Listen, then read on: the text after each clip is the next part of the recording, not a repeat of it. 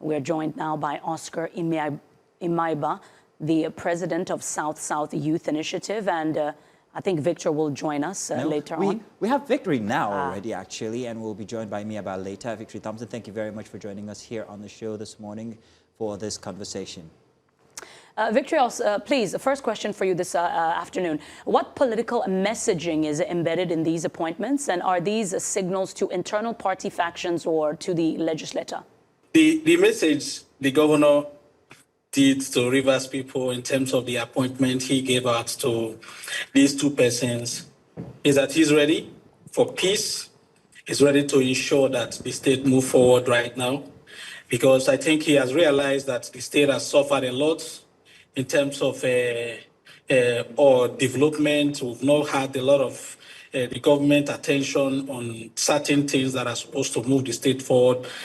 And to my thinking and to the thinking of a lot of Nigerians who reside in Rivers State, the governor is ready to focus on administration, focus on delivering the promises that he made to Rivers people by bringing in two positions or two persons who are not active politicians, people who are not interested.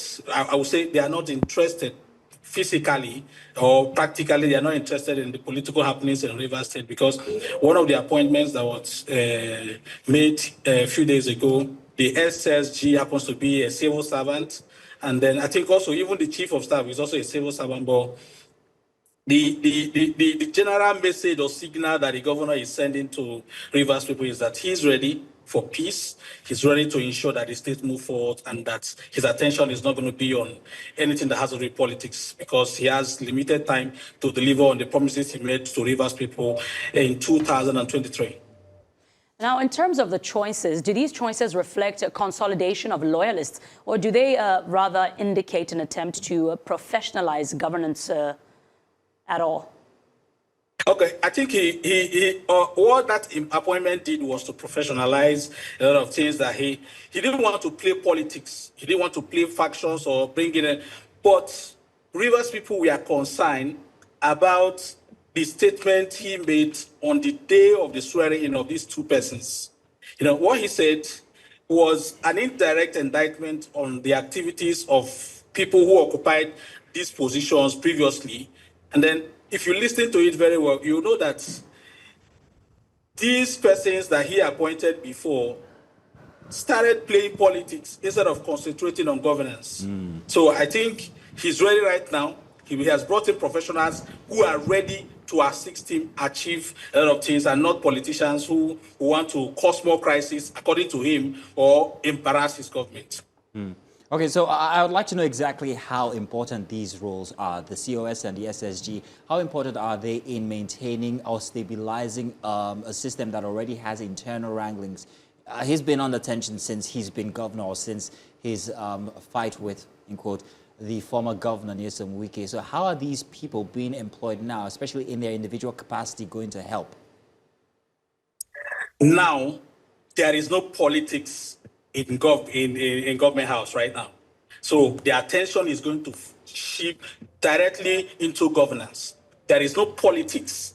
He's bringing them in by ensuring that, see, your job is to ensure that the activities that happens in government, that makes government move forward, that makes the state move forward, these are going to be your priority. You are not going to play politics. You're not going to cause an embarrassment to the government. All your attention is to ensure that things or steps that are needed to ensure that these states move forward should be your priority. Previous persons who occupied these posts abandoned their duty because they are so powerful. The position of the chief of staff is so powerful because, like you rightly said, these positions are people who are directly working with the governor. So whatever activities they play out is as if the governor gave an instruction to that. So if you paid attention to the statement the governor made on the day of their swearing-in, you will know that the people who occupy that position distracted the governor so much that the Rivers people suffered because of that. So now the governor is paying attention to government. He's paying attention to governance in the states, telling them, giving them that sign of warning that You do not engage in any political activity without my approval. You do not do things that will cause embarrassment. Please, my government has been fractured, and I want you people to come in with your wealth of experience to come and stabilize the government and ensure that Rivers people benefit from the remaining months that we'll have, or if you're going to contest for second tenure, the remaining months we'll have before the election period. Rivers people want to see things change. They want to see that the development, the things we promise people are what we are now ready to achieve, and not politics. Because whether we like it or not, the position of the chief of staff, the position of the XSG, whatever they do, these people command so much respect and power, just like the governor do too. So if they deviate from their activity, the people will suffer, Rivers State will suffer, and then governors too will also suffer. So the governor have realized that, oh, this thing is just is a big headache for me. I'm not ready for it right now. We are for peace, and let's ensure that the state move forward by bringing you people to come and assist.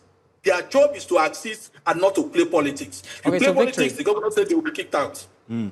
Victory. So now that we've gotten that out the way and we understand exactly what the roles of these people are, the SSG and the COS, and how important it is to the civilization of governance inside of Rivers State, let's talk about language. Let's talk about the language used when they were sworn in. Let's take a look at this clip first. And when we get back, I'll be asking you details about what you think, or what reason you think the swearing in went the way it did. But let's take a look at this.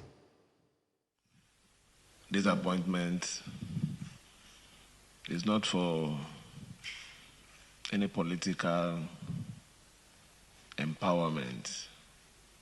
That you're appointed, you start raising or believing that you have a platform to abuse, insult, or create problem. It is an appointment to help this administration survive. Your duty is to represent the state in the most respectful way, bearing in mind that what is important to this administration now is to succeed. What is important to this administration is to see that the good works that we started, the ones that we met, we must conclude them in a way that will bring progress and development to our dear state. For the Chief of Staff of Government House, you're working under me. It's not a position that, as you're living here now, you start holding meeting, calling people without my permission. If you involve yourself in nocturnal meeting and all those things, I will sack you. I'm very serious. What is important to me today is peace, progress, and prosperity of this state. So, Victory, you heard it there. It wasn't like as if it was on burn, it was on simmer. It was very intentional, it was very direct. Why exactly do you think Governor Siminalayi Fubara made that mention, especially to the COS, regarding his position and how he should attend to it? Okay, let me bring you back to what happened on the 29th, 30th of October, 2023. You know, the crisis that rocked the Rivers State House of Assembly, and then the burning down of the Rivers State House of Assembly complex. These issues are things that played out in a manner that everyone in Rivers State concluded that there was misinformation to the governor. And because the governor is new to the system, a lot of things happened. He did not really understand how these politics happen, and then he swung into action by giving directives. Now, let me paint a picture to you so that you understand why the governor made that statement. Somebody went to the governor to tell the governor that the Rivers State House of Assembly is going to sit the next day, which is 30th in the morning, to impeach the governor. The governor did not realize, because he's not a politician, you already know that he's not a politician. So he did not realize that the governor or a governor of a state cannot be impeached in a day, cannot be impeached within 1 hour, 2 hours, or 3 hours. He cannot.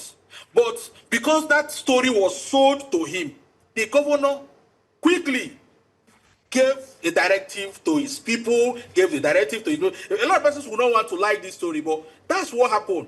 People swung into action and burned down Rivers State House of Assembly. Today, nobody has said, oh, this person is responsible, or as a government to be able to establish that this, or so and so persons are responsible to this.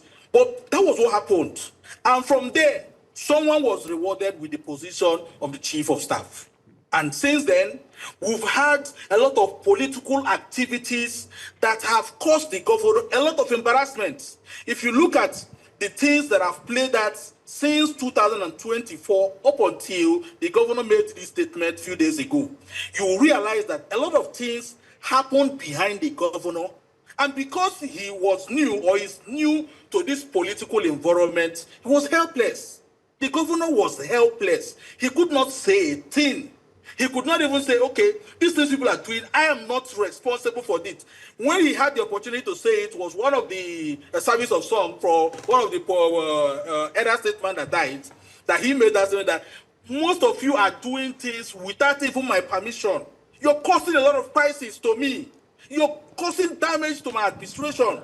The governor was crying out because he knew that people who had that responsibility to create this kind of tension for him are the two persons who are close to him, the chief of staff and the SSG.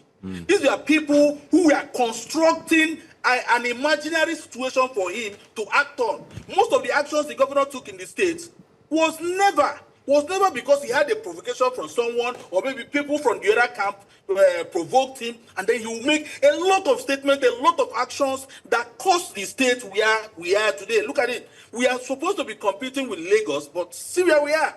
So the governor realized that this position was used to cause an embarrassment to me. It was used to create crisis, unnecessary crisis in the states. Unnecessary. Unnecessary. I repeat it, unnecessary, because from October 30th, 2023 till today, you and I know that the impeachment of a governor cannot happen in a day, a single day. But somebody sold that idea. And because of that, the Rivers State House of Assembly was burnt down till today. There is no inquiry, there is no investigation that shows that these are the persons who are responsible for that. And everybody kept quiet. He started rebuilding. You can't just rebuild without making proper findings of who So, Victory, does this consolidate the governor's power? Does it consolidate the governor's power? Does it seem so, especially since after the defection to the APC? Would this have been possible? Would this have given the same feel if he was still with the PDP? Well, it all depends on the attitude of the governor, and when he realized that, well, these persons who occupy these positions distracted him a lot. It all depends. If he had remained in the PDP and realized we'll still be here where we are today by making fresh appointments or relieving the other persons of their position and starting afresh. If he's in PDP today, same thing would have happened. Because he's in APC does not mean that, oh, he was given another chance. The president has always intervened. The president has always come in, even when he was in PDP. The president but body language-wise, this is the most assertive we've actually seen Sim Fubara in a very long while. And this is only so because he seems to have switched parties, and there seems to be some sort of backing, in quote, with him. No, there is no backing. People don't back executive rascality. People don't back executive. Yes, the president cannot back executive rascality because it is not the president that will instruct you or will tell you that A, B, C, and D, you should not do it because it is the interest of Rivers people. No, it is not. You had an issues with the Rivers State House of Assembly members, or even the speaker or members of the Rivers State House of Assembly. You had issues with them.